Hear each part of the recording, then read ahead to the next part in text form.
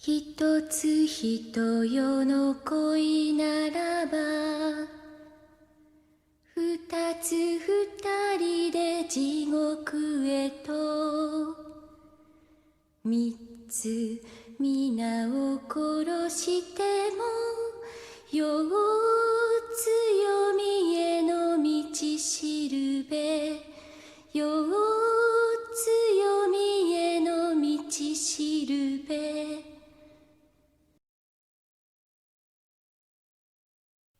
Today I present to you a piece that is very near and dear to my heart. It is also one of the pieces where the source material was something I wanted translated, and this will be the first time that has been seen by a non-Japanese speaking audience to my knowledge. I reached out to a few translators on Fiverr, and I assigned the source material manga as a project to one of them. There are still other projects in the work with other translators as well. I would be promoting this translator right now. However, they informed me that after this translation was done and a few other projects were wrapped up, they were looking to take a hiatus. So I informed the translator that should they return and desire promotion, I will pin them in a comment on this video. On to the discussion of the material, Curse of the Undead Yoma. The first time I saw the trailer for this OVA, the theme song Yoma Kazueta, or Yoma Counting Song, captivated me in a way that I could not describe. And I know that I'm not the only one who felt this way because I have seen many who happened to catch this trailer on the old ADV tapes say the same thing. The voice of Midori Karashima is absolutely haunting. The song is enchanting, and so is the atmosphere of the OVA itself. This is partially due to the team behind the OVA, but also due to the creator of the manga. Upon reading the manga, I found that the song is also included. While there may not be any music, the lyrics exist, though they may be a little bit different based on translations I've seen in various places and what I was provided for the manga. Kei Kusunoki, who wrote the source material, simply titled Yoma, is no stranger to some, but a lot of her works have not been translated. One that has, which you may know of, and I may cover at a later date, is Ogre Slayer. And if you know a bit of the anime from the time period I like to cover, then that one might ring a bell. The original Yoma manga ran from 1985 to 1986 in the Reborn Original magazine published by Shueisha. Later released in 2 hardbacks or 1 paperback volume, the property eventually ended up with Beagly, who has now released it as a digital manga as of 2017. And this is how I finally obtained it. The resolution of the digital print is not fantastic, but I don't think they ever planned on anyone reading it on anything very large or zoomed in, so please forgive me for the quality of some of the panels. In 1989, this anime received a theatrical release in Japan, but it wasn't until 1998 that ADV obtained the rights and put together the 2 OVA episodes on a tape for American release. If you're new to my channel, it's all spoilers from here. I'll essentially be taking you on an abridged audiobook style journey with video and picture reference. We'll cover the OVA first and the manga second. Also, there is some graphic content. The translation may not have the best punctuation, but neither do I, and it's the fact that we actually have a human translation to experience this story that matters to me.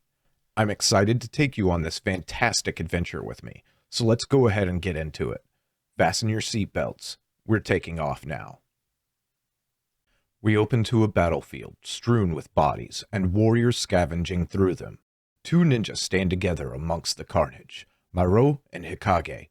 Maro collapses to his knees and begins to vomit. He digs his fingers into the mud and then swings at Hikage, who swiftly dodges and asks what's wrong. Maro's only answer is that of a horrified stare. He stands silently staring down, and then begins to rub his hands with the mud in an attempt to clean himself of the filth of battle. Hikage tells him that they need to go and then takes off running. Maro follows soon after. As we scale a set of steps littered with soldiers up to a castle, we are told that it is June 1st in the year of Tensho, 4th year of Genki. This is Shinano Kumaba. Men litter the courtyards in torchlight, and inside the castle a shadow rushes past a man in his bedroom. There is a headless corpse in the corner.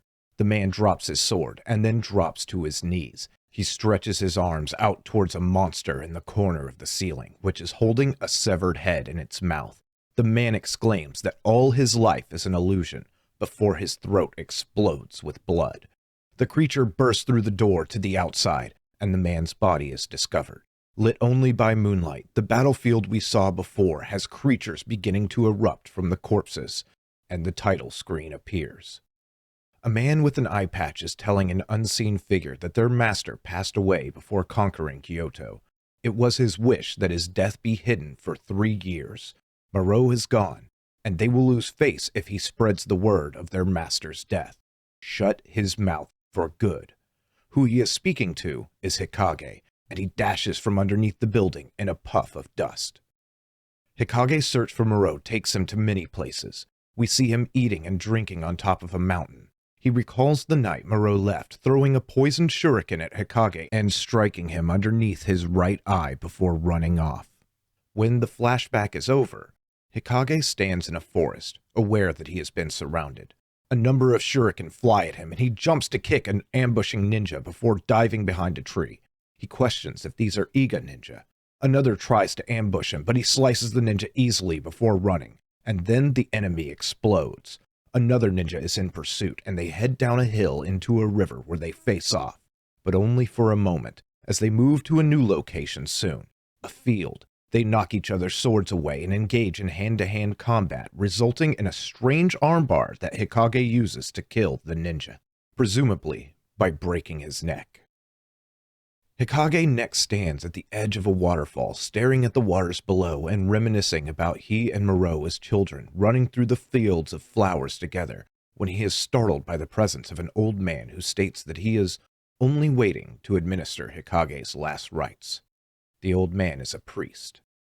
The priest leads Hikage to a temple where it is shown that he's a bit suspicious. Hikage is looking for someone, but the priest informs him that the waterfall is where people throw away their lives. Who he is looking for is not here. He should go to the village. The sun will be setting soon. As Hikage walks down the steps from the temple, a couple of ninja dart through the woods beside him, and the silhouette of a large spider briefly appears on the other side. While walking through the woods, he hears the Yoma counting song, which leads him to a girl with a very large scar on the left side of her face. This is Aya. Aya turns to see him, and the two lock eyes for a moment. She leads Hikage to the village, where he stands in awe for a moment at the carefree villagers drinking together. Aya encourages him to head further into the village, and he protests, but a burly man cheerfully grabs him by the shoulders and tells him, "Come have a drink." Hikage is quickly greeted with food and drink, surrounded by smiling faces, and Moreau, who is heading into a building. He goes to chase after Moreau, but is quickly sat back down by the burly man, and he accepts his situation and drink. Night falls, and in Aya's hut she dresses Hikage's eye wound and says that she doesn't believe she's seen anyone matching Moreau's description, though he is sure that he saw him. He once again reminisces about the two of them running through the field of flowers. He asks Aya why the people trust him though he is a stranger, but she only responds that they're kind. Another woman named Ito enters the room bearing sheets, which she says Hikage can use, and as Aya takes them and thanks her, the woman draws across her face an evil grin. Later that night, as Hikage lies in these sheets, he hears the words of the woman. All the villagers were travelers from somewhere, and came here to live. He will be like them soon. No one remembers what they were doing or where they came from before. Unable to sleep, he sneaks out of the house to do some snooping, and sees a creature upon a rock high above, but he is quickly caught by the burly man from before, who encourages him to come have another drink. The next day, Hikage wanders above the village, thinking to himself how there are no birds singing anywhere around the village, but he has wandered towards Ito's hut. She invites him for lunch, but our next shot is Hikage jumping through the trees from branch to branch at dusk. He questions how there are no rice fields nearby, only more forest. He is startled by movement in the trees and jumps back just in time to see something moving out of sight, believing it might be more pursuing ninja. Once night has fallen again, he takes the task of sharpening the claws of his preferred weapon while Aya slumbers in the next room. A coin is tossed through the window next to him. It is the calling card of his clan. He leaves to meet them in the forest by a large pond. They question, why has he been here so long? And he says that he saw Moreau here. They agree that his trail ended here, but they have watched the village and not seen him. Hikage concurs that he has searched all the houses and not found him either, but he did see him. He asks for permission to stay longer. They tell him, though he and Moreau were like brothers, he cannot feel sorry for him. The next day, the drinking has resumed, and our burly man is dancing joyfully in a circle of people. But we shift to night quickly once more, and Hikage is awoken by the sound of Aya thrashing in her sleep to her nightmares. He grabs her and holds her close, which does calm her, and after she is calmed, he runs outside and hears a man scream. He follows the scream to where he met with the ninja earlier and finds one of them eviscerated and tangled in threads. Nearby, he spots the body of the burly man who is in the same condition. He suddenly throws a shuriken behind him and strikes a creature. The creature slashes at him, and he strikes it with two more. He sees it is a giant spider, which is now crawling into the woods, and as it leaves, a ghostly Moreau passes by with a smirk. Nearby, one of the other ninja is drowning. Hikage rescues the man, who while dying tells him that the monsters plan to revive Moreau, who is a child born from the ground. The ninja village knew, but did not talk about it. Then the man dies, leaving Hikage to question his words. The next day, Hikage questions Aya about the burly man while she is drawing water from the well, and she says he's probably just off traveling. But Hikage tells her that he was killed. She doesn't take him seriously, though, and says that whenever a new traveler arrives, another leaves. He tries to tell her once more, but she only laughs as she walks away carrying the bucket of water. As she enters her house, a voice calls out to her from inside, putting her into a trance-like state, and she drops the bucket. The voice asks her to do a favor. Hikage returns to the scene of last night's murders to search for his shuriken, but he doesn't find them. Then we fast forward to nightfall, and the Yoma counting song plays as Hikage begins preparing weapons for what may be an upcoming battle. He soon realizes that the song is actually being sung somewhere outside the house, and rushes out to find Aya.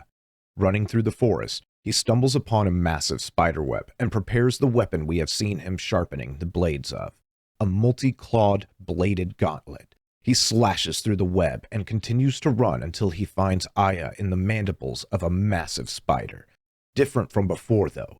He throws a shuriken, which is blocked, so he draws his sword, slashes the creature, and it drops Aya. He throws more shuriken, but it blocks them as well. Rushing in for another slash, he is stopped by the creature launching webbing at him, and it uses this distraction to run away, but he pursues. He follows the trail to the temple where the old priest stands at the top of the steps. Hikage demands to know what is happening, and the old man replies that their king, Kikuga no Miko, was born a human being. The village is a sacrifice for his rebirth so that he may shed his humanity. Hikage rushes up the stairs towards the priest, who begins to transform into the spider, destroying his clothes and growing much larger in size. He sprays webbing and Hikage avoids it, but he decides to lunge, and Hikage ducks down, driving his claw gauntlet deep into the maw of the creature. The priest, still in spider form, lies on the ground, spurting green blood. He warns Hikage that if he should kill him, the people of the village will die also. They all wished to kill themselves, but the old man used his magic to make them forget. Hikage tells the old man that the humans are not his prey, and then plunges his sword into the skull of the creature. Aya awakes where she was dropped, and goes to look at herself in the reflection of the nearby water. The old man continues to speak. Those in despair and feeling they are unworthy of life are prepared to throw it away. They cannot go back to their lives. So what's wrong with eating them? Hikage removes his sword, and a shower of green erupts from the creature before it crumples. He ascends the stairs of the temple and continues on, bathed in the bile of the creature from before. Outside the doors, he finds Ito, who asks if the priest is dead. Hikage turns to see the place he entered through is drenched in webs, and Ito rises and begins launching her hair at him. Hikage tries to avoid it, but is captured. Ito reveals her true demon form as she draws Hikage back towards her, yelling that no one can disturb Kikuga no Miko, the one who gives life to the monsters. Still convinced that these monsters are responsible for Maru's disappearance, Hikage presses a button on the hilt of his sword. Sparks and explosions surround him, destroying the hair fibers, eventually causing a very large explosion which makes Ito revert back to her human form. Hikage steps around her body, but she isn't done. She transforms into her spider form and charges him, knocking away his sword and pinning him to the ground. He thinks of the lyrics to the Yoma counting song and plunges his claw gauntlet deep into her mouth, finally killing her. Now entering the temple, he sees it covered in webbing. He demands Kakuga no Miko reveal himself and throws a bomb at a statue. The statue falls apart, revealing a pulsating fleshy mass. Hikage cuts across into this fleshy egg, and it slowly peels open to reveal Maro, naked and eating the burly man. Maro shrieks at Hikage, and the floors begin to fall away. The supporting timbers collapse, and the entire temple does as well. As dawn arrives, Maro, now fully clothed, casually strolls down the steps away from the temple, leaving behind Hikage. It begins to rain, and we find Hikage sitting by a pond in contemplation when he remembers Aya. She's floating nearby in the water. He wades out to her and finds that she has drowned herself. Hikage holds her body in his arms and begins to cry. When the rain has passed, he makes his way back to the village to find that the villagers killed each other. One named Kazami steps from one of the huts and tells him that the other clans know their master is dead. There is no reason to chase Maro anymore. But Hikage turns and walks away without a word. They yell after him, but all he can think about is Aya's dead body in his arms, and he continues to walk. Part 2. We open to the ocean, and we are informed that it is the third year of Tensho. Takeda Katsuyori, who is the current master of the Takeda clan, chose an all-out war on Oda Nobunaga. It has been 2 years since Hikage began chasing Maro, and he has headed to the west, but has not seen or heard anything of Maro. Hikage is sitting on an aground boat as a storm rolls in from the ocean. A girl is running his direction. She stops in front of him and reaches for her weapon, recognizing him as a ninja. Hikage stares to the side as another ninja runs at the girl, calling her a rogue. The girl and the other ninja lock swords, and he accuses her of killing their leader, which she denies, identifying this ninja by name as Shiranui. Shiranui forces the girl to the ground as 2 other ninjas show up. They notice Hikage and try to intimidate him, but he only closes his eyes to the scene. Unsatisfied, they accuse him of laughing at them before charging in for the attack. The smaller ninja attacking from above, and the larger one from the ground. Hikage quickly disarms both of them. They don't take the sign that they are outmatched. The big one draws his sword, and the small one prepares an axe on a chain.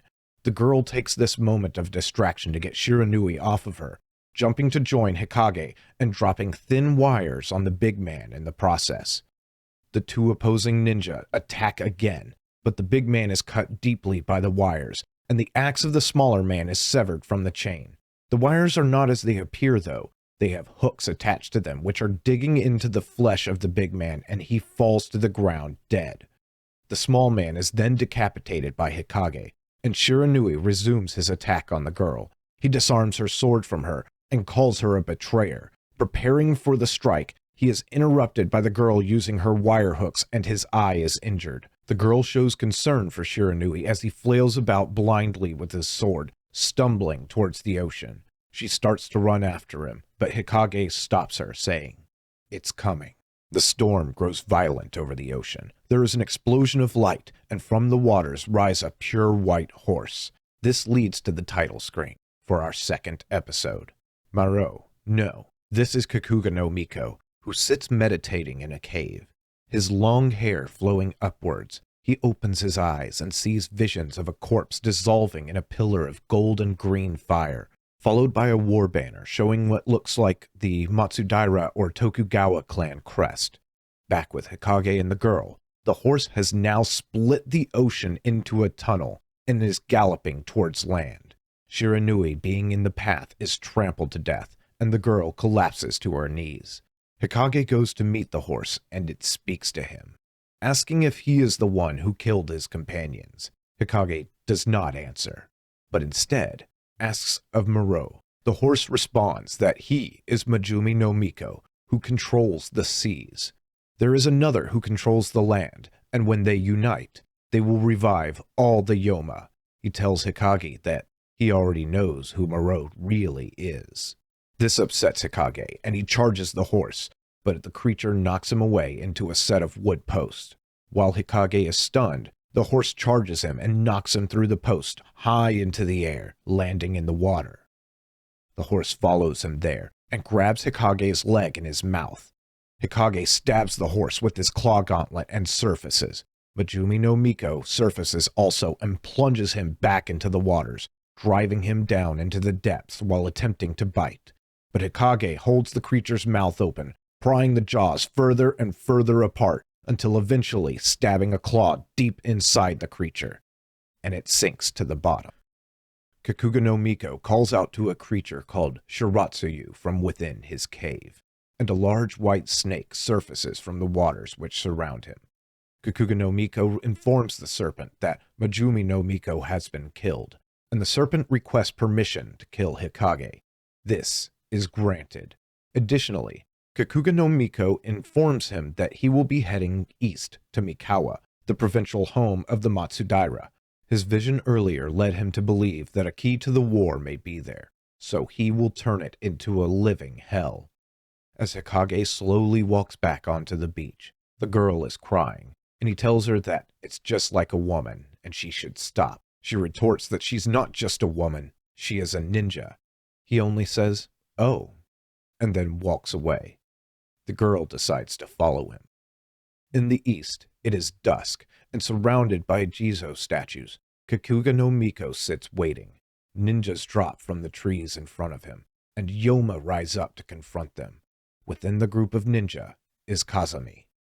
Hikage and the girl arrive at a village, and Hikage draws water from a well which he uses to briefly clean his wounds and face.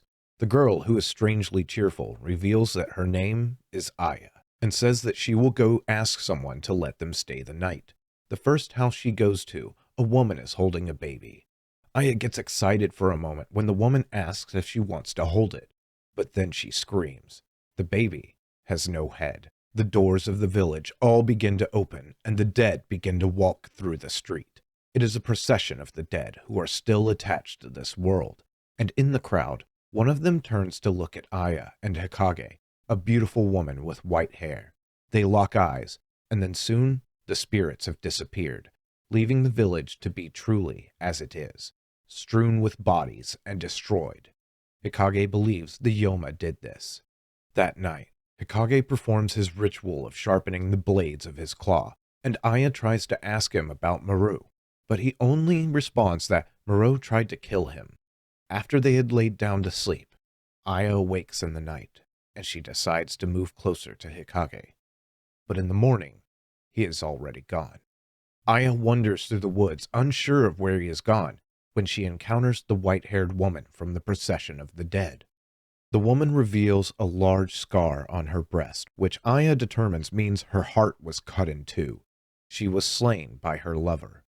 As Hikage wanders through the forest towards a large tree, a butterfly woman sits high on a limb and begins to transform, and a face emerges from the tree. She shrieks and flies down towards him, knocking him off his feet. As she comes back for another attack, Hikage draws his sword and slices her belly. She collapses at the base of the tree, which screams for her and calls out for Shiratsuyu, the serpent. The serpent rises from the ground beneath Hikage and towers over him. Aya is still talking with the ghost woman when she asks why is she still attached, and the woman says that she just wants to be close to him, her lover. At that moment, roots spring up from the ground like tendrils. Hikage is now wrapped up by the serpent, and the butterfly woman completely sheds her human skin. She charges Hikage, straightening her proboscis into a needle, and Hikage launches a dart from his mouth which pierces her eye. This causes the butterfly to pass by the serpent, releasing an irritating powder on it, which allows Hikage a moment to escape. However, Aya and the ghost woman have been captured by the tree. As the snake dives at Hikage, Aya screams for him, and the ghost woman casually tells her that Aya loves Hikage. The tree threatens to kill the two, but Hikage throws a bomb in its face. He hops up the tree to rescue the two, but the snake dives after him, and he can only manage a few shuriken, which cause the tree to drop Aya almost to the ground except for tangling her ankle. Hikage, now fully avoiding the snake, begins to hop up to a different tree, but the serpent follows, and as he reaches the top with nowhere to go, the ghost woman dissolves, and her spirit enters Shiratsuyu, and the serpent writhes in agony before disappearing.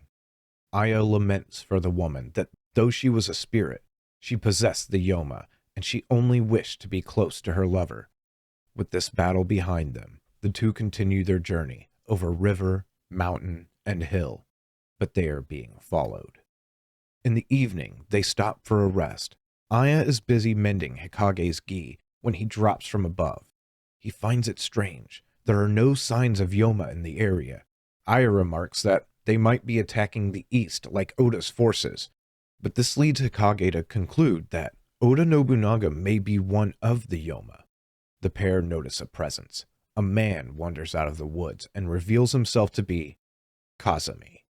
Aya watches while Kazami and Hikage stand out in a field, but quickly the ruse is dropped, and Kazami removes Hikage's sword from his hands with a thrown net. He declares that he must take Hikage's life. The leader of the Takeda clan requested help from the Yoma in order to win against Nobunaga. Under his orders, Kazami met with Kakuga no Miko, who he already believed to be Maro. The condition of the exchange was Hikage's life. The two rush at each other, and Hikage plants his claw directly into the stomach of Kazami. Surprised, he remarks that Kazami stopped his attack, and Kazami reveals that he is a ninja. He takes orders, but he does not want to kill Hikage. Their leader is out of his mind, and the clan will not last long. With his last words, he dies in the arms of Hikage. The Takeda clan was destroyed by Nobunaga, and Kakuga no Miko reveals that all the blood, suffering, death, and tears will fuel the Yoma. Their leader was a fool to ever trust him. Hikage prepares to leave the next day, and Aya runs to stop him. She tells him he's done enough, but he doesn't say a word. She demands that if he is going to leave, he kill her, but he only steps past her. She grabs his arm and pleads with him more as she begins to cry, but he removes himself from her grip and keeps walking. She is left there only to scream. I find it interesting that in the English dub, she screams, but in the Japanese version, the scream is actually silent. Dark clouds hang overhead in the night, a battlefield strewn with bodies, and Hikage steps out and calls to Maro. The ground beneath him crumbles and he manages not to fall. Spires of rock begin shooting from the ground, but Hikage avoids them and draws his sword, preparing for battle. Yoma begin emerging from the ground, but he cuts them down, and eventually a large tower of mud arises, falling away to reveal Maro. Hikage demands to know why Maro is Kakuga no Miko, but the response is that it is the other way around. Kakuga no Miko was born by taking the shape of Maro's body. He then teleports behind Hikage to taunt him, before teleporting away again. He asks if he wants to know why he tried to kill him with the poison shuriken. He reveals that he has transcended his humanity and left behind Maro. He killed the woman he loved, but he did not want to kill Hikage, so the shuriken missed. He teleports to Hikage once more and whispers to him that he wants him to transcend as well. Hikage asks if he truly did not wish to kill him, and Maro responds, of course not. He wants Hikage to come to his world. He then gracefully moves behind Hikage, and his nails elongate. He prepares to strike, but Aya comes running to the battlefield, yelling for Hikage. Columns of mud spring up in front of her. The ground turns to mush, and Yoma arms reach out from the mud to grab her. She screams for Hikage once more. Having been in a trance, Hikage jerks from his stupor as Maro plunges his nails towards him. He swings, but Maro has teleported away again, asking if he wants to come with him.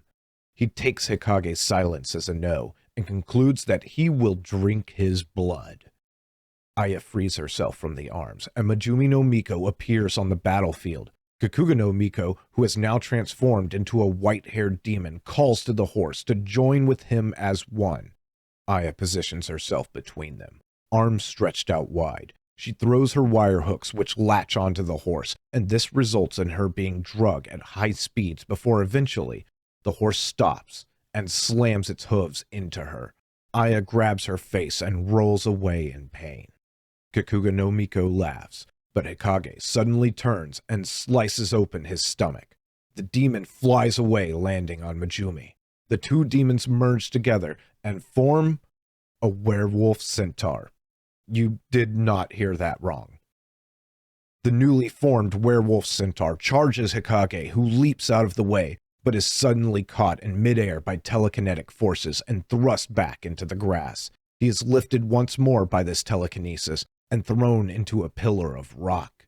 Kakuga now once again makes an appeal to Hikage for him to become a Yoma, before exploding the rock behind him, then suddenly lifting him high into the air by transforming the ground. He stands over Hikage, who hangs on to the edge by his fingertips, and he tells him that he wants him to feel his own weakness, but Hikage tells him he will live by his own beliefs. The creature shatters the edge which Hikage clings to, but as he drops, he is once again seized by the telekinesis and brought to eye level before being tossed into another rock. The creature charges him again, but Hikage throws a dagger into its eye, and while it is stunned, he slices open its stomach. The werewolf centaur form falls away, leaving only the white-haired demon once more. It howls in pain. It thinks back to Hikage and Moreau running through the flower fields, but then Hikage rushes by, slashing its neck. The creature then transforms back into normal Moreau, and the two men reach out to each other before both collapsing on the ground. The earth crumbles away beneath Moreau, and his body falls into the underworld, while the soil beneath Hikage returns to normal.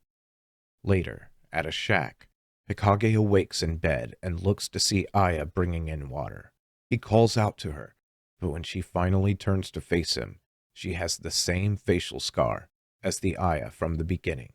She begins to cry, and Hikage stumbles towards her.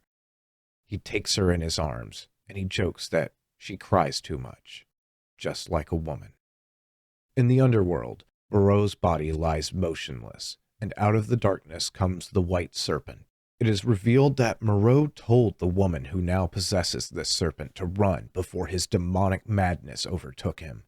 The woman sits beside him and grants him her life force so that he may live a life as a human, this time in a rebirth.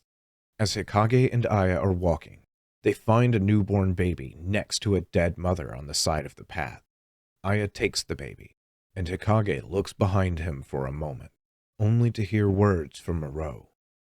Being a human is so boring. We fade out to the theme, Prologue for Tomorrow, sung by Midori Karashima, and we get credits. This is just one more OVA that I have watched many times, and I really enjoyed immensely. Ninjas and Monsters is just a winning combination for me, and if you haven't watched it in its entirety, like most of the things I talk about, you can find it on YouTube for free. Also, like everything I speak about on my channel, I own one of the original tapes. The DVD and the VHS are both out of print, but you can still pick them up on eBay for between 15 to 20 USD. Now, for the part I'm assuming most of my audience has not seen, the manga. The material is relatively close to the anime, but I think there's enough different in it that it'll be worth your while to stick around. So without wasting much more time, let's dive into that. Chapter 1. Chapter of the Mahoroba. Walking down a dark forest path, Hikage is set upon by ninja.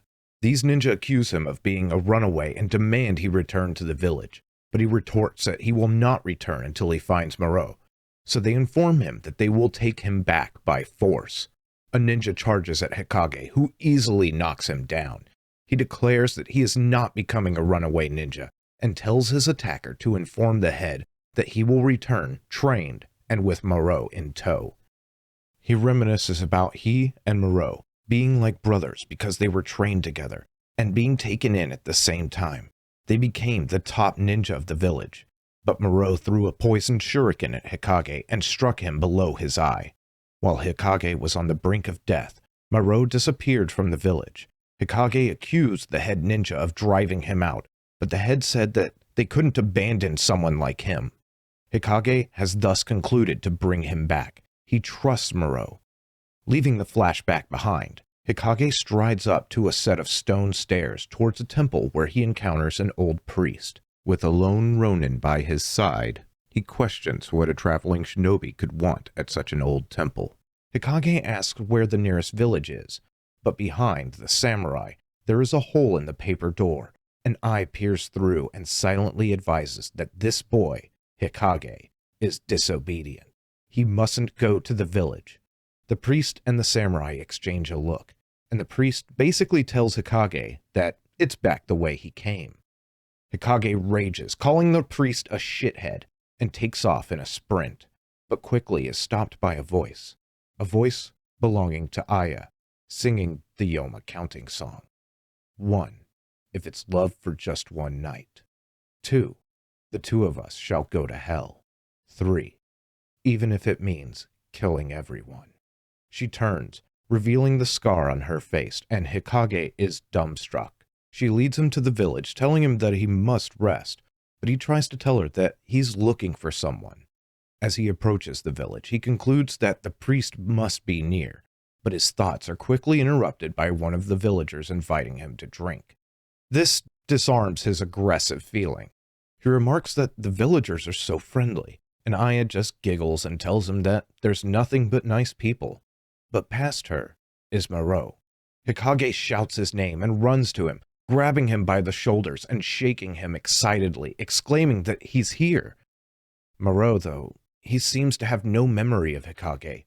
He only calls Hikage Traveler and remarks on his eye being injured.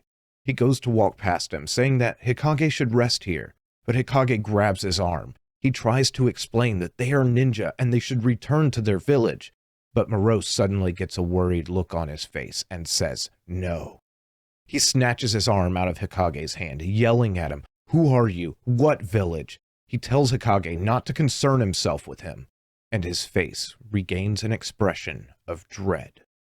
Aya explains that Moreau suddenly arrived 3 days ago. Everyone in the village will leave on a journey one day.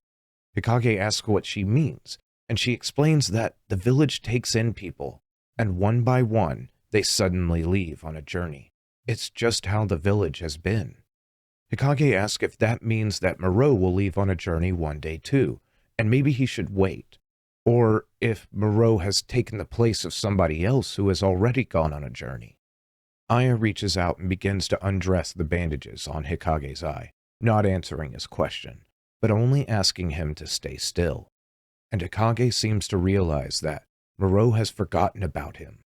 The night has rolled in, and out in the thicket, something is eating.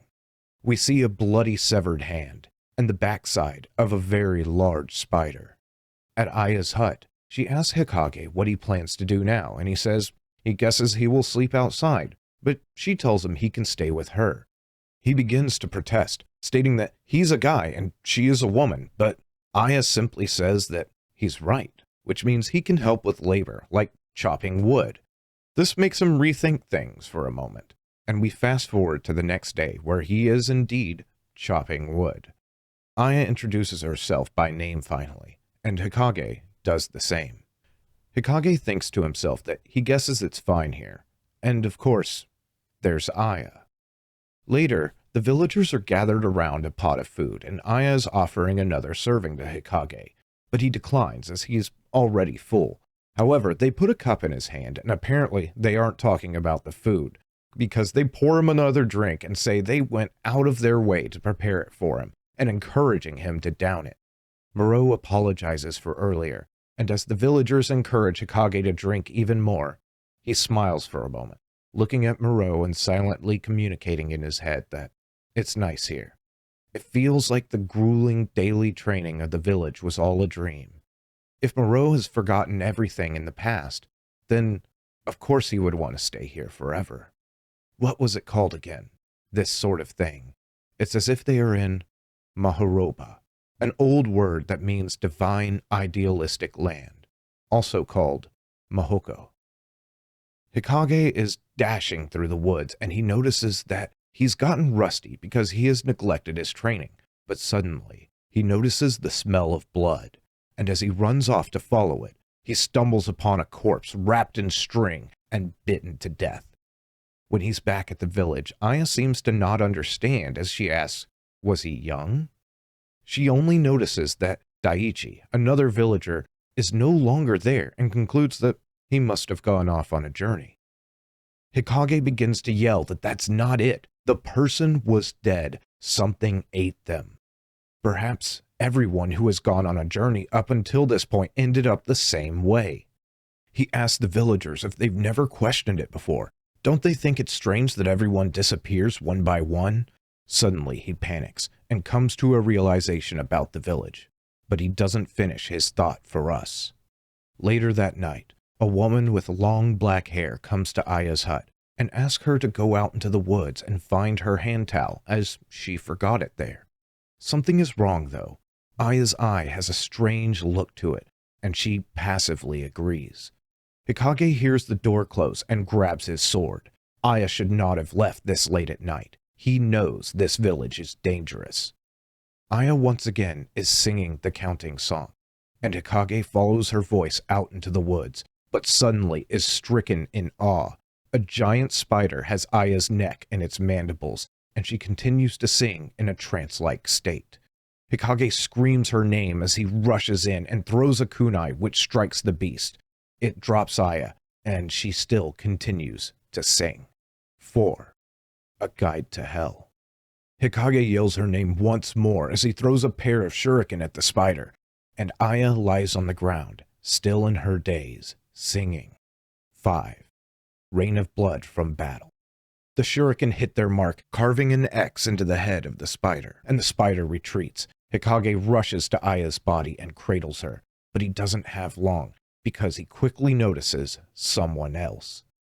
The Ronin from the temple stands before him, wielding a sword in each hand. His gaunt face gives a slight grin, and Hikage recognizes him, accusing him of releasing that monster. The Ronin charges Hikage with a yell, but Hikage swiftly draws his sword and slices off one of the man's arms as he passes.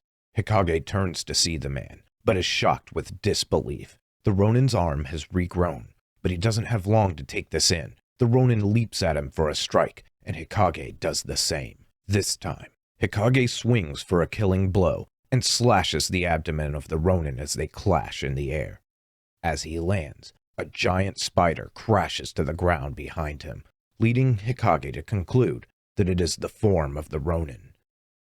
He takes Aya back to her hut, and she regains consciousness soon after. He explains that a spider demon has placed a spell on the villagers. They were to remain here as food. They were getting eaten one by one without ever even realizing it. Aya is confused by his words, but she's also confused that she had been asleep. Hikage thinks of Moreau and of Aya, and he makes up his mind. He tells her that he will be going somewhere for a little while, and she asks where, to which he simply responds, to protect you. As his hand reaches towards her face, they draw closer to each other and kiss passionately. He vows to protect her and tells her not to worry about anything as he heads off into the night. Aya releases silent tears as he leaves. At the temple, the priest notices a presence, that of Hikage, who tells him that he injured the spider. He also slashed the Ronin who protected it, and he became a spider as well. He demands that the priest reveal himself and lift the spell placed on the villagers. The priest remains calm and only asks, "Did the Ronin die?" Suddenly, the priest releases a torrent of web from his mouth, which Hikage avoids with a leap. Hikage throws shuriken at the priest in return. The priest laughs and says that the only one who can lift the spell is Tamaki, and he declares that the humans don't deserve to live, right before he releases another burst of webbing. This time, Hikage isn't fast enough, and his arm gets tied to one of the pillars inside the temple. The priest then sheds his skin and reveals his spider form. Hikage manages to cut his arm free from the webbing, but the priest tells him that he's too slow, and he's right. He laughs, asking why Hikage helps the villagers. Among them is a murderer who deserves capital punishment, a coward who tried to commit suicide. And then there's Aya, in despair of her own ugliness. The priest makes them forget their past and keeps them alive as food. He sees nothing wrong with eating such people. It's easy to place a spell on those with guilty hearts. Hikage yells that humans are not the priest's food. He is right in a way. They aren't anymore. All of them become aware of their true selves as a voice tells them that now is a great time. It no longer needs this village. The villagers can go anywhere. The voice calls them worms. And who does it belong to? Another giant spider, which rests comfortably in its web some distance away. Hikage and the priest both recognize that the spell was lifted. The priest wonders if Tamaki died or abandoned him. No matter. Hikage is his current target. The priest rushes Hikage, shouting that he will kill him. But Hikage says he will throw those words right back at him, and manages to land on the back of the spider, plunging his sword deep inside. The last words of the spider priest leak out as he dies. If the spell is lifted, you don't deserve to. But he doesn't finish. However, Hikage thinks of Aya and Moro again, and rushes back to the village. It's destroyed, and bodies litter the street. As Hikage approaches Aya, he recalls what the priest had been telling him. The people here don't deserve to live, their hearts filled with guilt and weakness. Aya is dead. Hikage cradles her body, wondering if he made a mistake. Should he have done nothing at all and let her live as she was? As it is in the anime, Aya took her own life thinking that her scar made her ugly. The murderers of the village killed the women and left. But why was Moro under the spell? Was it guilt from trying to kill Hikage? Was he even actually trying to kill him? Hikage's thoughts are interrupted. The woman with black hair has survived, though she is bleeding from a slash on her face in the shape of an X. Hikage tells her she can go anywhere as there's no longer a village. She says, "That's right. Let's leave." But she isn't talking to Hikage. Facing away from him, we see she is a Yoma, speaking to herself. She says she can't move right now, but once her wounds heal, she'll look for a butterfly.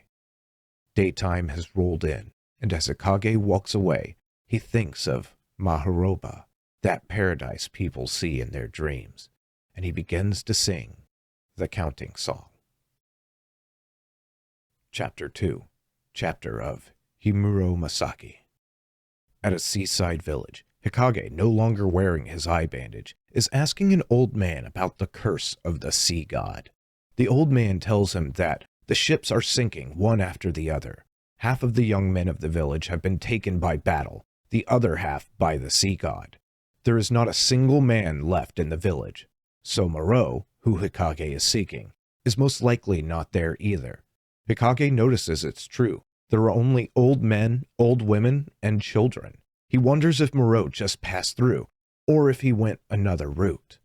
Hikage takes a seat on the rocks by the ocean and thinks back to Moro and he as children, and Moro teasing him. Then he thinks about when they got older, and Moro telling him that the ninja village isn't the place he's supposed to be. He wants to do other things. His memories are interrupted by the sound of a horse neighing. This confuses him because of his location. He prepares himself for an enemy as something is near. A girl surfaces from the water, surprising Hikage. This girl asks Hikage who he is, and he seems puzzled by this question.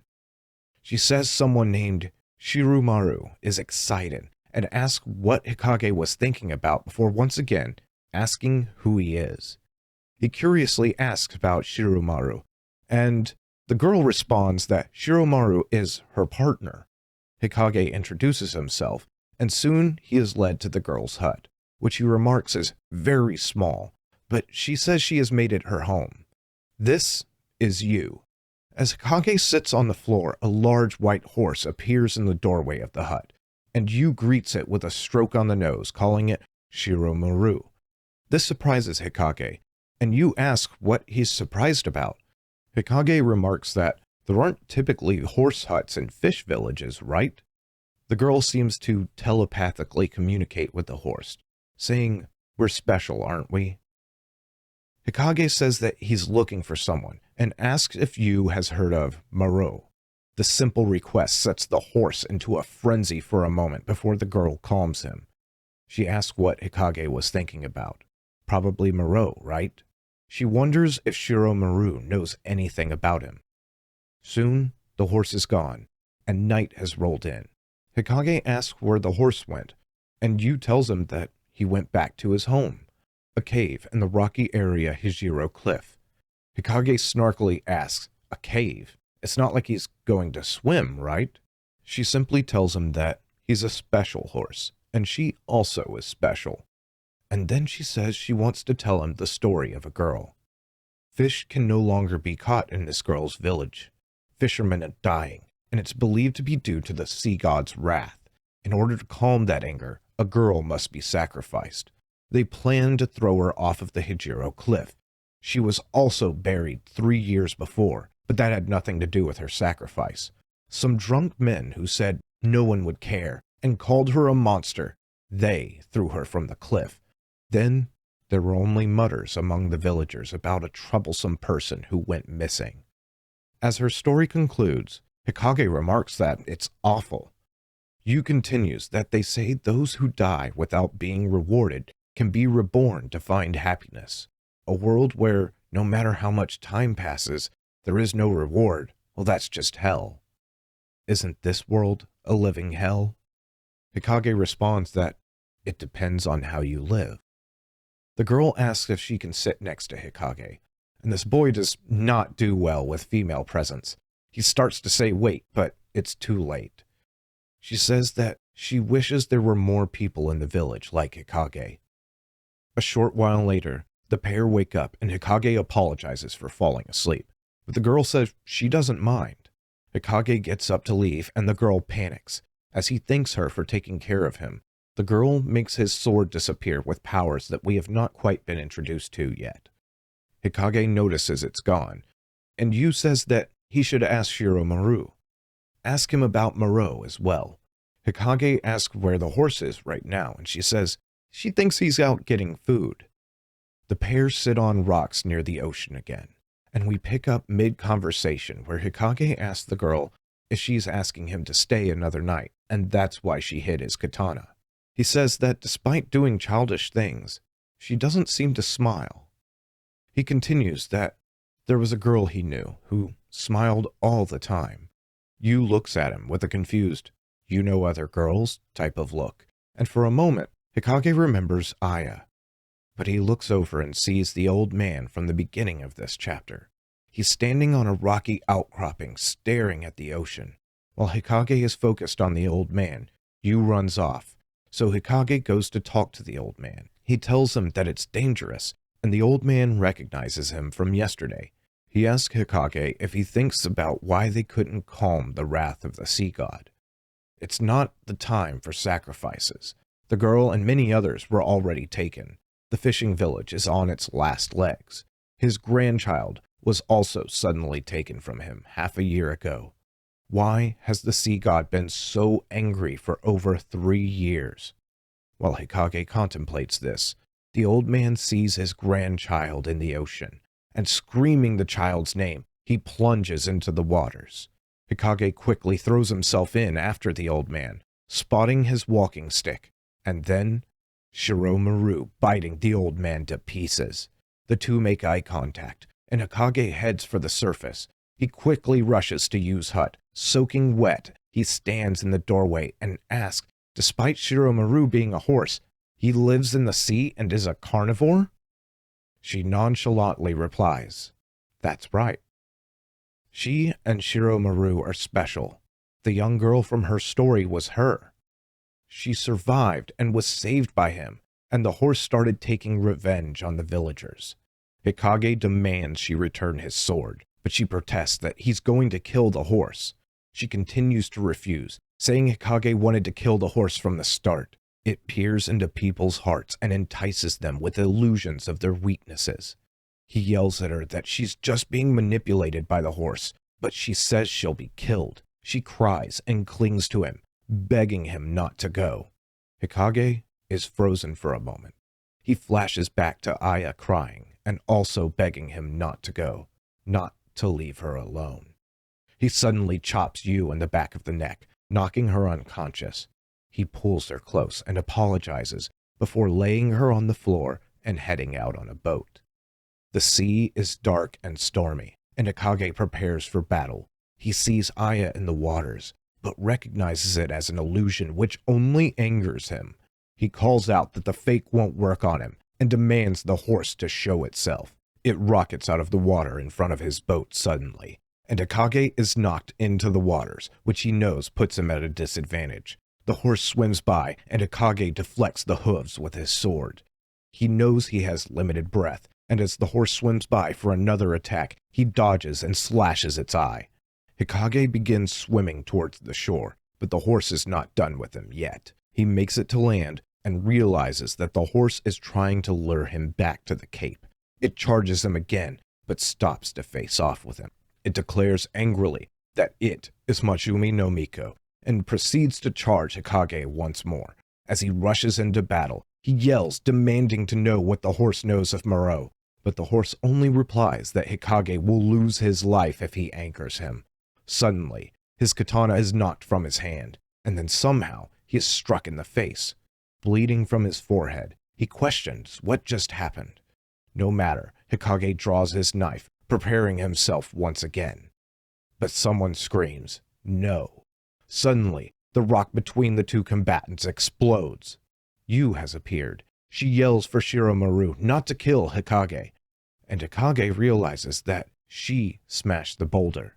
He thinks back to her words, that she was treated like she wasn't human. He suddenly understands what she meant. The girl stands before the horse. She says they were one, weren't they? She asks for Shiromaru not to kill Hikage, but the horse replies that it's ridiculous and rips her throat out with its teeth, and Hikage can only yell her name as she falls to the ground, a trail of blood suspended above her. The horse then mocks her. One of the same? Don't make him laugh. Is there anyone he should become one with? Hikage yells as he gets ready for battle once more, and Shiromaru charges him. He says that he will tell Hikage the truth of Moreau as a farewell gift. But we don't get to hear this conversation. Yu lays dying on the ground, and Hikage in a rage throws everything he has at the horse, its body torn open in multiple places, until finally a kunai strikes it between the eyes, and as the horse falls dead into the waters, it declares its demonic name one last time. Hikage goes to comfort Yu, and she uses her telepathy to communicate with him. She was able to break things without lifting a finger, and use this power to smash the boats of fishermen so that Shiromaru could eat them. She believes this is her punishment. Hikage tells her that it's not her fault. She was being manipulated, but she only responds asking him to deal the final blow. He begs her not to die. Losing consciousness, the voices ring in her head, past and present. She's not human. Mom, am I not human? Kill her. She's an orphan anyways. Don't die, Mom. Please don't leave me alone. Don't die, Yu. Don't leave me, Hikage. Kill me. Don't die. She awakes at the last word, and a woman cheerfully greets her, asking if she's regained consciousness. She starts to move, but the woman tells her that they are in the mountains, far away from the sea. She should get some rest because there's nothing to worry about. Yu looks over and sees a cup. She commands it to break, but to her surprise, it does not. The woman continues that the man who brought her here knew much about medicinal herbs and was of great help, but he left suddenly, recently. The woman notices something astray in the girl's face and asks if something is wrong. Do her wounds hurt? But she says it's nothing. And we see Hikage far away, and what may be the sound of Yu trying to reach out to him one last time with her mind. Chapter 3. Dark Blood Field. Hikage strolls through a field as the wind rustles the tall grass. He thinks about his journey, It has been some time since he left the ninja village in pursuit of Moreau. He wonders where his friend is. He thinks back to the horse and its last words. What did he mean who Moreau actually is? At Hausen, a shinobi village in the mountains, a man is speaking with the master about Moreau, about him injuring Hikage and running away. He asks if the master remembers when they took Moreau in. He thought something may happen one day, and then it actually happened. Or rather, it may start to occur from here. Hikage is tracking Moreau down, but Moreau is the boy who was born from underground. As Hikage continues his walk through the field, he comes upon a corpse. The grass around him rustles. This was a battlefield. The bodies, it's nothing strange. But he wonders why they were decapitated. Suddenly shurikens are thrown at him and he leaps to avoid them. He recognizes the shurikens as that of his own clan. It is someone from his village, a woman in the grass. He throws a shuriken which clips her shoulder, but upon seeing her, he sees that she's still somewhat of a kid. Behind him, another man leaps for the attack, and Hikage notices him all too late as the field in front of him explodes. This was a fire-style jutsu. They are not from his village. The man calls out to Hikage by name and declares that they should call it here. But Hikage remains hidden in the grass which he has ducked down into and calls back asking who they are and how they know his name. But the man says, "Come on, there's no way he's forgotten Kazumi Hyakugoku, who trained him as a kid." His father and Hikage's village head were trained under the same master. He's heard about Moreau. He introduces the girl, Yae, who is considered average among the kunoichi, or female ninja, and just as expected, she lost to Kazami's junior, Hikage. Kazumi was dressed like a monk in much of the anime, but it was never explained. Here, he explains that it was for an errand. He says it's fine if Hikage doesn't remember him. There were 4 of them when they were kids. He then drops a verbal bomb with no warning. He asks if Hikage knows that Moreau was born from the ground. This catches Hikage off guard. He heard from his father that Moreau had come from the ground as a baby, and Hikage tries to play it off, but quickly loses his cool and starts yelling that with Kazumi telling him that Moreau is not human, should he just stop chasing him? Kazumi calls for him to calm down, but Yae is the one who strikes a nerve. She asks how long he intends to selfishly wander around. They are shinobi. He must head into the battlefield and be useful to the head of his clan. The ninja become alerted as people are coming. They hide in the thicket and see that it is only a weeping girl, and Hikage makes the remark that it's always girls crying in war. Yae responds that they have worked thanks to war. It's the time they live in. A conflict is happening in Hikage's head. Outwardly, he says he knows that, but inside, he wants to trust Moreau. Yae stands by a tree, and Kazumi remarks that she's quite harsh, but she is the woman he chose, and Hikage is slightly taken aback by this. Kazumi continues speaking. If he followed through with what he originally came here to do, then he would be bringing Hikage back. But he will let Hikage find Moreau, and quickly figure out what he should do. Hikage excitedly exclaims, of course he will find him, and they will train together, and they will join the war. Kazumi asks if he can give Hikage a piece of advice, but it's another conversation that we don't get to eavesdrop on yet. He quickly rejoins Yae, who asks what happened with him, but he only tells her that he's headed back to the village, and he wants her to watch over Hikage for just one day. He will leave an item in her care, and that it is up to her whether or not she gives it to him. She recognizes the item, a small pouch, and she is surprised. And Kazumi just says that he thought it would be useful to Hikage. Yae objects, saying that she doesn't want to. Hikage is overlooking the laws of the shinobi, but Kazumi smiles and tells her that that's how important Moreau is to him. She averts her eyes from Kazumi, and he continues that he wants her approval, but having said that, he's not forcing her to agree with him. He places the pouch in her hand and says he's counting on her. Hikage knows he is being followed by Yae, and he believes her stalking abilities to be so low that he doesn't even need to run away. He leaps into the trees, and much to Ye's surprise, she has lost track of him. Frustrated, Ye yells out, calling Kazami an idiot, as she can't even keep an eye on Hikage, yet alone trail him. Night falls, and we finally get to know what wisdom Kazami imparted to Hikage. He tells him that when he hears how Moreau was born, it will remind him of a strange apparition theory. Long ago, the world was full of spirits. They were eventually defeated by the humans. The humans took advantage of the conflict between the land and sea spirits in order to achieve this. However, it is when the human world went into disarray, the lords of the land and sea were resurrected. They formed an alliance and took revenge on the humans. It's just a ridiculous old story. However, there has been a rise in strange spirits. The soldiers here had their heads decapitated, right? Bodies torn apart and their organs gouged out. Someone from his village died recently. He said it was a monster before passing. The guy had his heart completely crushed, not something a human could do. Maybe that guy wasn't completely lying. They say that when the lords of land and sea are resurrected, the powers of the remaining spirits will restore as well. Spirits are good at hiding their presence. If careless, even a shinobi can be killed. His last words to Hikage are, "Be careful." Hikage is in a tree reminiscing on these words, thinking about how, indeed, he had not noticed the presence of the spider or horse spirits he has fought. Below, he sees a woman walking, muttering to herself, "Genta." He recognizes her as the girl who was crying earlier.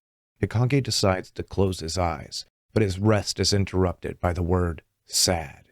He hears, "I'm so sad," and opens his eyes to see a floating head in front of him. He panics, stating that it is a zombie, but the spirit doesn't seem to have any ill intent. It states that it's sad to think it was taken out by a spirit before even being able to partake in a battle. Then the head flies away, repeating, "I'm sad, I'm sad." Hikage believes the head told him that he was killed by a ghost, and briefly thinks of Kazami telling him, "Be careful." Hikage decides to make his way through the forest following the head. He comes upon a cabin. He thinks to himself that he doesn't feel a presence, but again he remembers the words of Kazami. Spirits are good at hiding their presence. Hikage slams open the door to the cabin, where heads litter the ground. There is a small altar with candles and a very small skull on it. Hikage panics. It's a mountain of heads, and in the darkness of the room, there is a figure. Hikage notices this, and it turns out to be the crying girl from earlier. Hikage didn't notice her presence, and he questions if she is a spirit, or just a crazed woman. She draws closer to him, and tries to kiss him, but he slaps her, demanding that she get off. He stares in astonishment for a moment. The girl is hunched over where she landed from the blow. She smiles for a moment, but then begins to cry. Then she turns back around to him, and her face has turned into that of a demon. She demands to know, is he going to kill her? If he can, go ahead and try. She screams for him to give back her child. Give her back the head of her Genta. Return it to how it was. A crazed runaway soldier had cut it off. She screams that she will pluck his head off, just like that of the armored men, as she charges Hikage, who only moves his head out of the way, and the demon woman's hand plunges into the wall. Hikage rushes out of the shack and into the night, and the woman flies after him. He draws a kunai, but she asks why doesn't he draw his sword? Is he looking down on her because she is a woman? He slashes at her as she flies past, but this does nothing. He dodges as she swings for another attack at him. She screams that it wasn't just her hatred that made her a demon. This power was given to her by someone. When the lords of land and sea are resurrected, the remaining spirits will have their powers restored. She descends upon Hikage, taking him by surprise as she grabs his skull and begins to squeeze with the full intent of crushing it. Hikage can only panic in this moment, but it seems the monster's grip is loosened for just a moment, as she thinks if her son were alive, he would be around Hikage's age. Hikage takes this moment to punch the demon, and Ye shouts his name, appearing behind him. She tosses him the pouch from earlier and tells him to use it. It's gunpowder balls. He throws them at the demon, raining fire down upon it and seemingly destroying it. The demon woman calls out to Kakuga no Miko that her body is deteriorating, and she leaves her resentment in his hands. Don't leave a single human alive. The pair of ninja watch the last moments of the demon as it falls apart, and the last words are telling her son that she's coming. Hikage ponders about Kakuga no Miko, and Yae is just astonished to have actually seen a spirit. Yae has a new outlook on Hikage. She asks that he isn't running away, right? He should find out what he should do.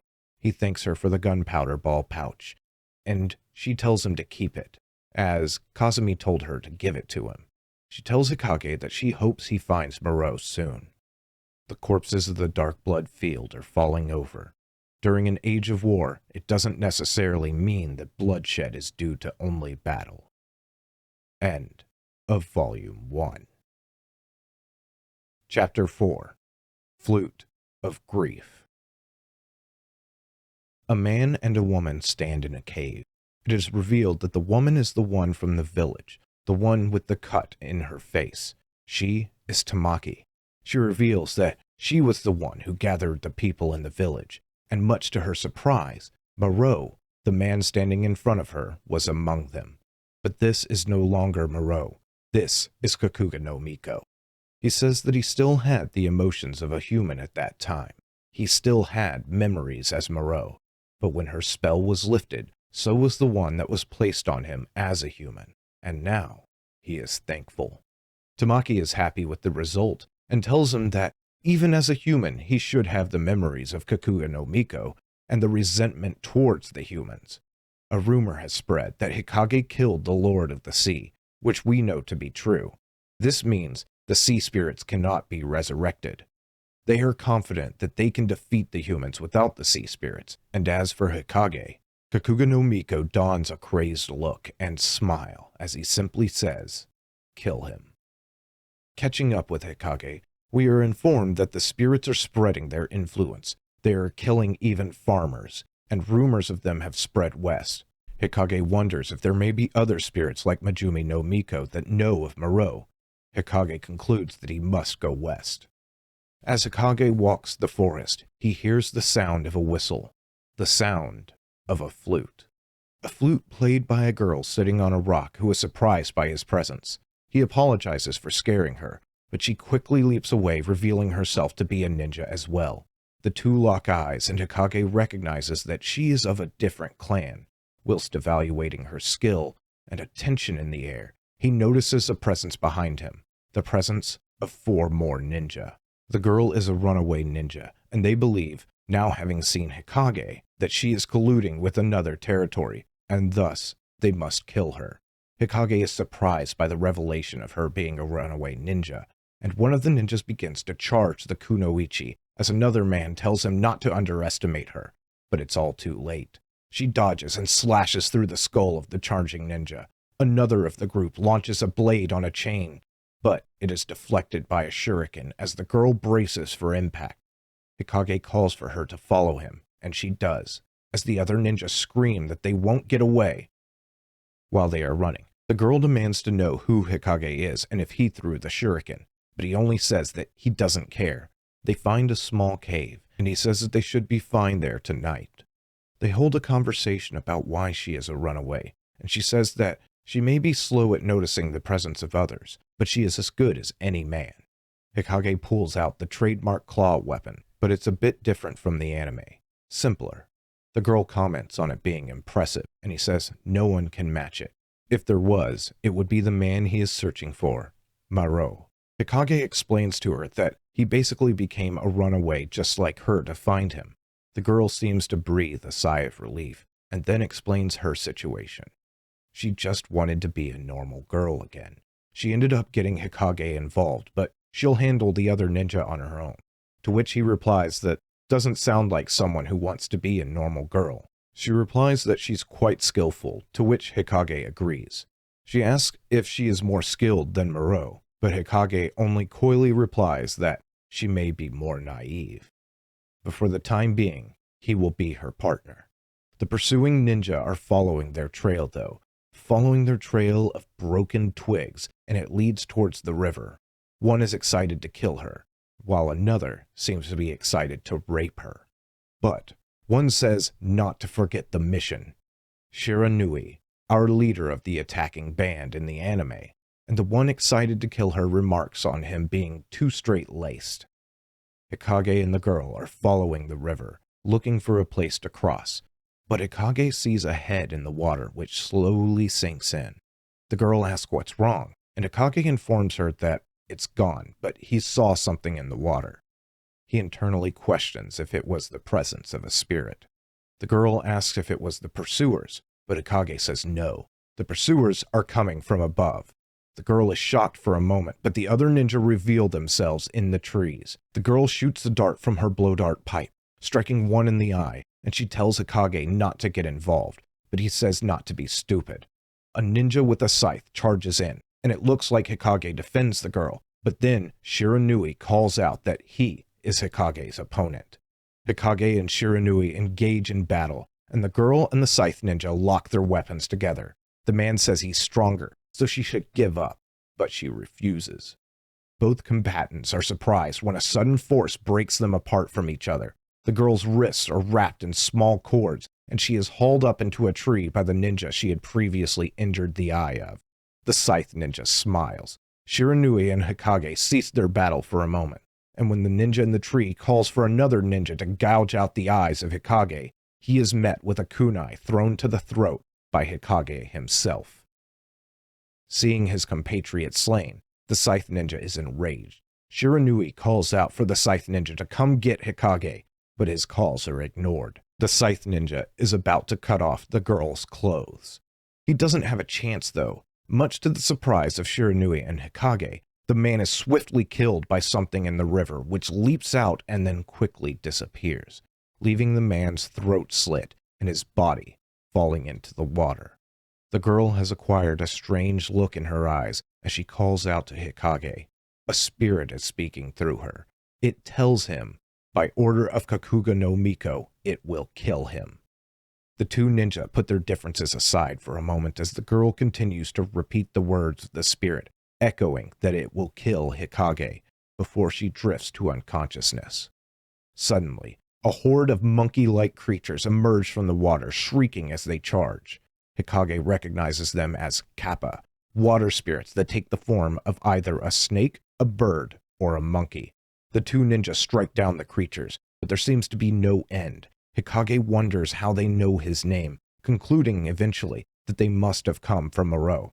While he grapples with the possibility that Moreau is Kakuga no Miko, he spots that the scythe ninja is not quite dead and is preparing to throw a shuriken. Hikage continues to slash away at the spirit monkeys and yells "don't" at the dying ninja, but it's too late.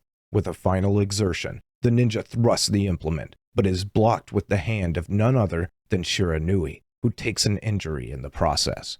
When the battle is over, the river is littered with the corpses of spirit monkeys. Hikage carries the girl, remarking on the battle, but he hears Shiranui collapse behind him. He sets down the girl and turns to tend to the injured ninja, asking where it got him, but the ninja explains it was his own foolishness in blocking the shuriken. It was coated with poison. Hikage says he will find a cure, but Shiranui tells him that it's too late. He was glad he was able to save the girl, though.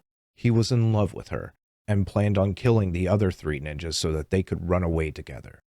He asks Hikage to watch over her, calling her a wild horse that can't be helped. His last dying breaths are him reciting once again that he was in love with her.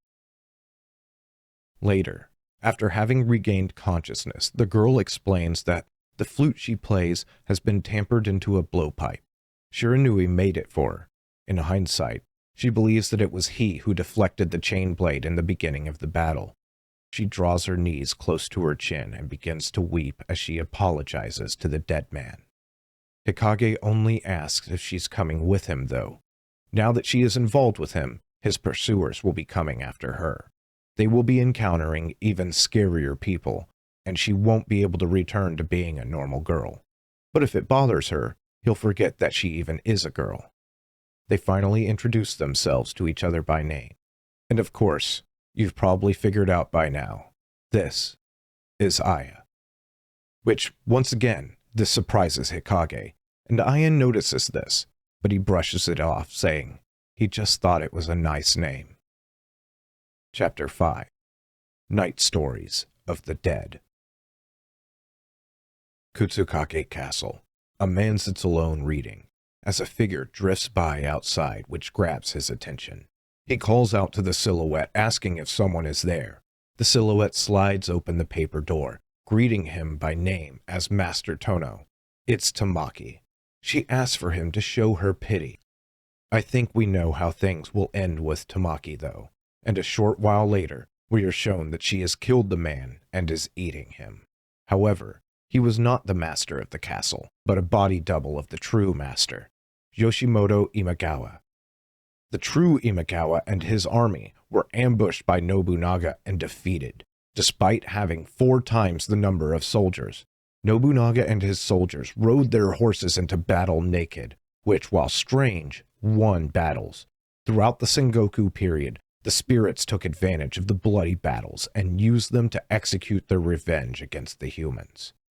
The following events are almost exactly the same as the anime, so we'll proceed through it a little fast for the moment, or try. Hikage and Aya have entered a village which they plan to spend the night at. Hikage plans to sneak into a small shack, but Aya wonders why he isn't going to ask the villagers about Moreau, to which he explains that the spirits would most likely know of Moreau, and not the humans. As before, Aya approaches a house and asks for a place to stay. While speaking to a woman there, she sees another woman in the room who has a baby. The woman offers to let Aya hold the baby. While this is going on, Hikage spots Yae. But his realization is quickly interrupted by Aya's scream. The baby was missing its head. The villagers begin to emerge from their shacks, singing a strange lullaby.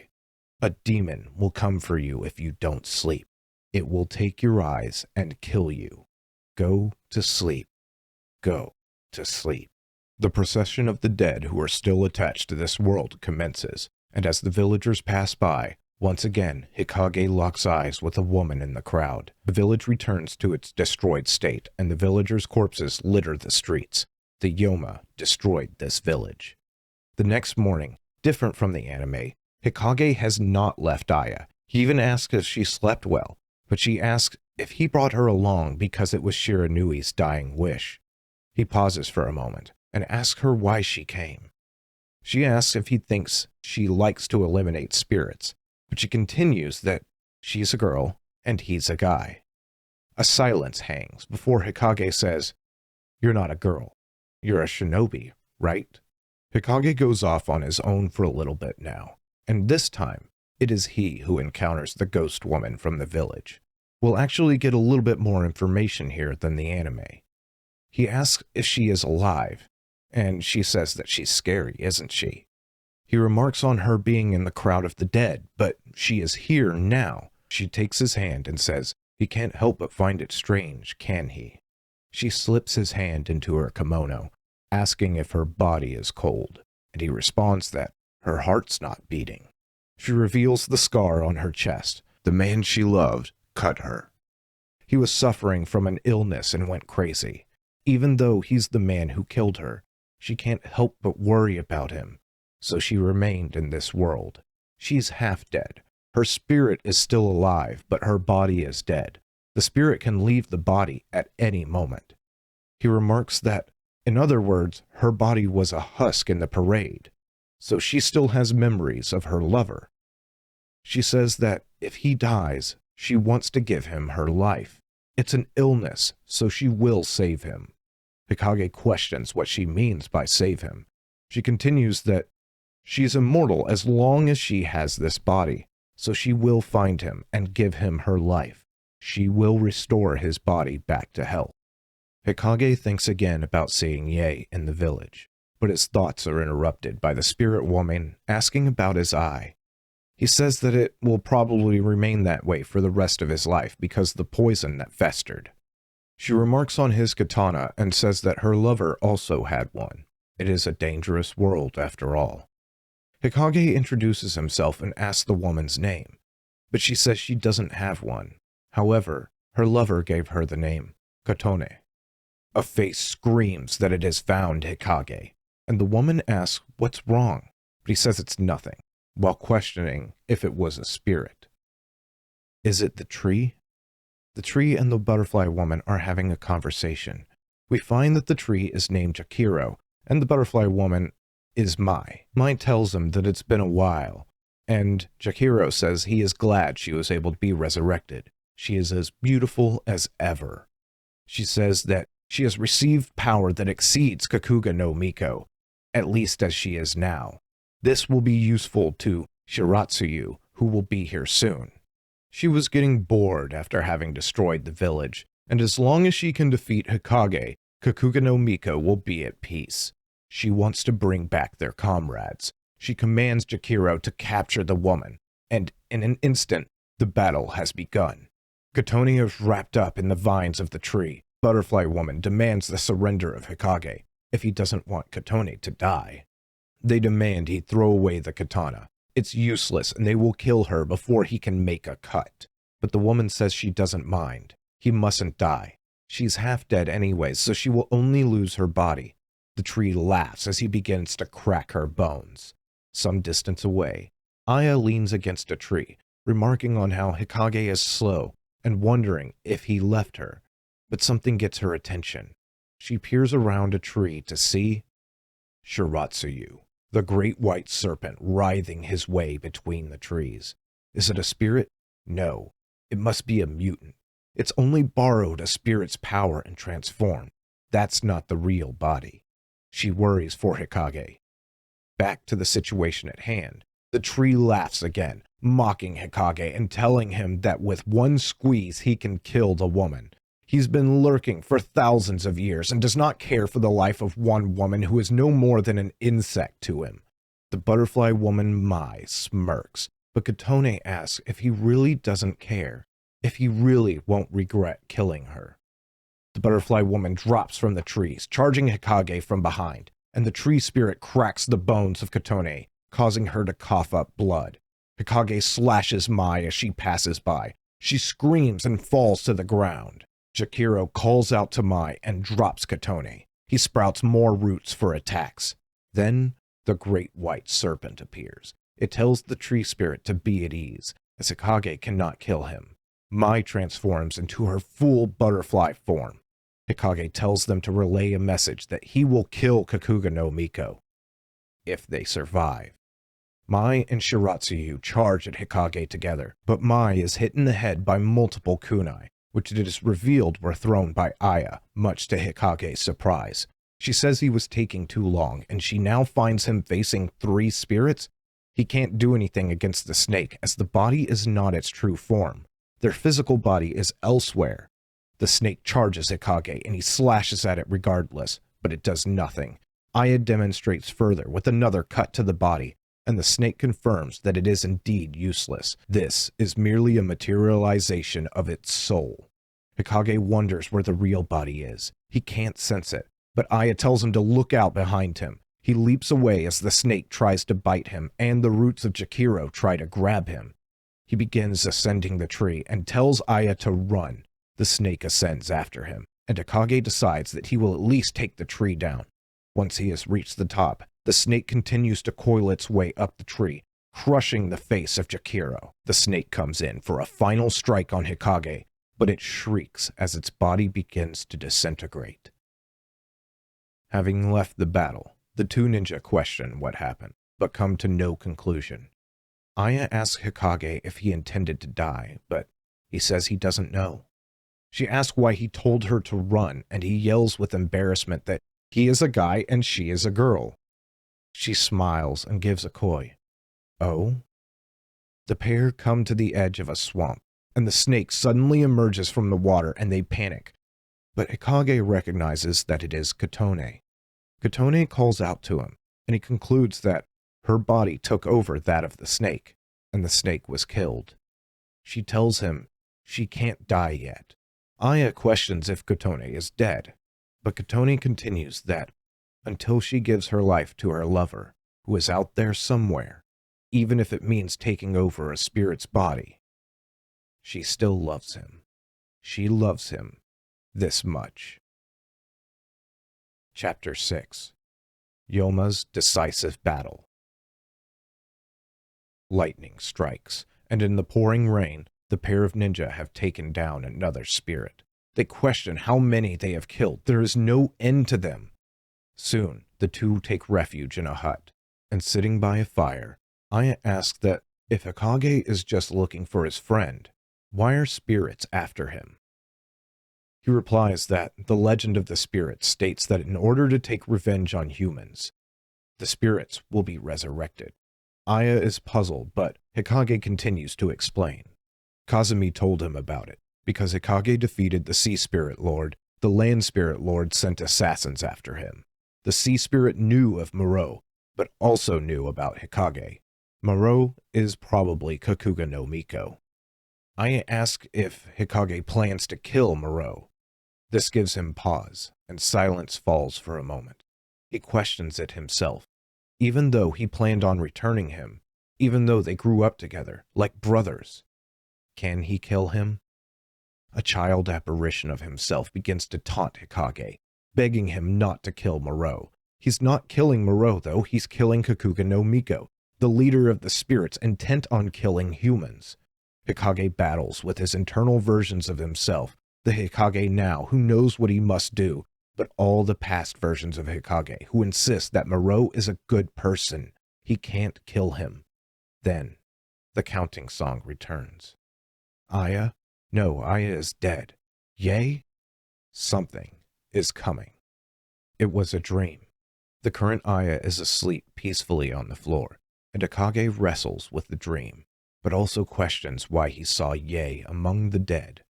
Aya wakes up asking him if he can't sleep, but something is in the room with them. A pair of eyes in the darkness. Many pairs of eyes in the darkness. The two ninjas panic for a moment and prepare for battle, but the spirits laugh at him. Muro's voice emanates from the pile of spirits. Hikage, meet me at the hill tomorrow evening. Hikage concludes that these spirits only mimic and repeat what people say, a challenge from Muro. The spirits giggle and repeat the challenge, mixed with many other words, ending with, I'm waiting. You should stop. You're a small fry anyways. I want to meet you soon. Aya demands to know what Hikage plans. Unless he has the strength of 1,000 men, he'll be killed, or perhaps he's planning on a one-on-one duel. Hikage becomes distant and tells her it has nothing to do with her. She's shocked by this. He tells her, go wherever you want. She begins to yell, asking why. Is she a nuisance? She should be useful. There are people after her. He didn't become a runaway to exterminate spirits, right? She grabs him and says she won't let him. He yells at her not to touch him.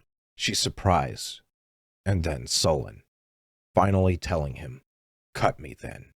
If he won't take her with him, then kill her. He thinks of the former Aya and draws his sword, suddenly plunging it at her neck, into the wall beside her. He says that she threw her life away the moment she touched him. They draw closer and embrace in a kiss. As light breaks, Kazumi is in a tree, observing the white serpent slithering through the forest. He thinks to himself that it's exactly as an old lady told him. He had a dream where he saw the spirits gather at Nibusan, and it was true after all. He wonders if Hikage is there, and calls Ye to guide him. Aya and Hikage stand on the edge of a battlefield. Hikage continues to wrestle with the internal conflict of what he must do. But his train of thought is interrupted by a voice calling out his arrival. A hand erupts from the ground, and Aya points out the location. A great shadowy figure emerges from beneath. Muro. Clad in samurai armor, he once again calls out the arrival of Hikage. He smirks, saying that the eye injury looks painful, but Hikage is still cute. He originally intended to pierce his eye and shove it to the back of his brain. Hikage demands to know why he did it and ran away, but the figure says it is not Muro. It has only been hiding in Muro's body and storing 10 years' worth of power. But cutting ties with those close to Muro and destroying his character, he has returned to this world. And so, Hikage is going to try to kill him? Moreau's personality was a nuisance. Moreau was afraid of what was inside of him, and he ran away, but the husk was quite strong. Tamaki wasn't able to kill Hikage, but thanks to her, Kakuga no Miko was able to kill the woman Moreau loved, and now he has achieved reincarnation. From this, Hikage determines that Moreau left the village for his sake. Kakuga no Miko continues as his nails grow into talons that he should have killed Hikage after all. Hikage is surrounded, and Kakuga no Miko declares he must deal with him before he gets out of hand. After, he'll have Aya for dinner. Women are his favorite thing to eat. He describes how he is going to kill Hikage as he continues to transform into a hulking werewolf-like monster. The transformation reaches its violent conclusion, and Kakuga no Miko states once again his intent to kill Hikage. Internally, though, Hikage battles once again with his self saying Moreau isn't a bad guy. He demands the voices to shut up as he charges in. He slashes the face of the giant beast and dashes around. Aya says she will take care of the small fry and prepares for the ensuing battle. Faced with giant bats, spiders, and other monsters, she shows no fear as she smiles while cutting the first of them down. Kakuga no Miko slams the ground trying to attack Hikage, but the ninja tells him that his movements are sluggish. The spirit of Ye appears and distracts Hikage for a moment as a slash is landed across his stomach. She stands behind the monster and points. Something is coming. It's Majumi no Miko, the great white demon horse. Even Kakuga no Miko is surprised that the horse is alive. Suddenly, a ninja appears from above and spears the horse through its skull. It's Kazami, declaring to Hikage that the backup is here. Kakuga no Miko rages about the interference of the humans, and Kazami tells Hikage that Ye's spirit led him here. Hikage questions the word spirit, and still riding the horse he has speared, Kazami tells Hikage of Ye's death. She was killed by a centipede monster. This is Kazami's revenge. The horse isn't dead yet, though. It begins to repeatedly scream the word kill. Kazami leaps from its back, saying it's gone insane and is operating on pure hatred. He would have gone insane too if he had stayed on. Aya declares that she will get the horse. She rushes in and slashes the neck, resulting in a bloody spray. But it's not done. Kakuga no Miko calls for the horse to unite with him, and they will become immortal. Kazami says they can't let that happen. Hikage won't let it happen. He decapitates Kakuga no Miko, and the former Aya begins to sing the counting song. Somewhere. 1. If it's love for just one night. 2.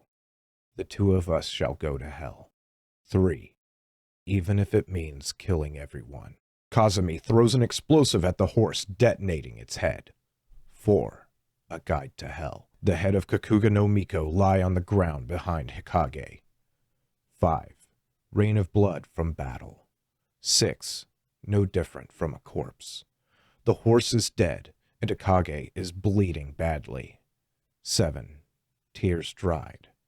There is a vision of the original Aya. Kazami is tending to the current Aya. 8. The dark night is melting away. Hikage looks behind him. 9. Through wedding vows. The corpse of Kakuga no Miko. Our breath is dyed scarlet red. We're shown a vision of the original Aya before we see the head of Kakuga no Miko saying that their hatred will not come to a stop. Hikage begins to walk towards and call out to him, but a voice screams not to touch him. It's Tamaki, kneeling by the head. She tells him again not to touch him. He was their source of life.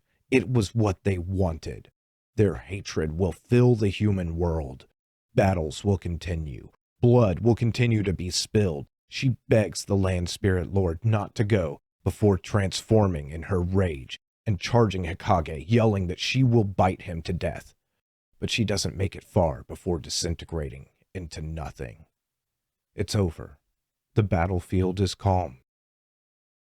Kazami sits by a fire, and Hikage awakes. It's over. Moreau is dead, and the other spirits have vanished. He thinks to himself about his promise to bring back Moreau, but suddenly he remembers Aya and he asks Kazumi where she is. She helped him, right? Where is she? She slowly utters his name from the corner of a room and turns to him with tears filling her eyes, revealing the same scar the original Aya had. One last vision of the original Aya, uttering the first words of the counting song. The pair of ninja look at each other and both cry. War is like magic. It creates demons. It may be the root of all evil. In the end, shinobis are just stepping stones in war. Hikage cradles Aya and says they should be together. She can return to being a normal girl. And Moreau, whose life was taken by evil. We see Katone, her spirit half in the snake. They finally get to meet again. She cradles the monstrous decapitated head and tells him she's not angry. We switch back and forth a little bit with visions of now and that faithful night. Moreau telling her to run, that there's something inside of him. Her telling him now that she has loved him ever since she helped him. Then him telling her that he will die by his own hands if his body won't listen anymore. He tells her to run once more. His body is moving on its own, just like it did when he hurt his brother. Tamaki smiles, saying the binding spell has almost been lifted and soon he will be free. In order to resurrect Kakuga no Miko, she must kill someone close to Moreau's heart. Katone is slain, and looking on with a smile is Tamaki. Moreau is distraught, but this was the last step needed.